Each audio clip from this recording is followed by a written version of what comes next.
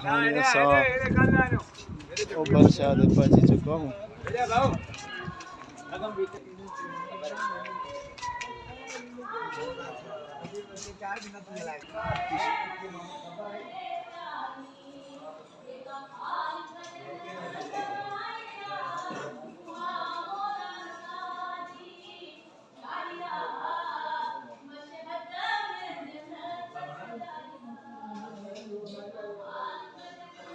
इसे उबन साजी खट्टा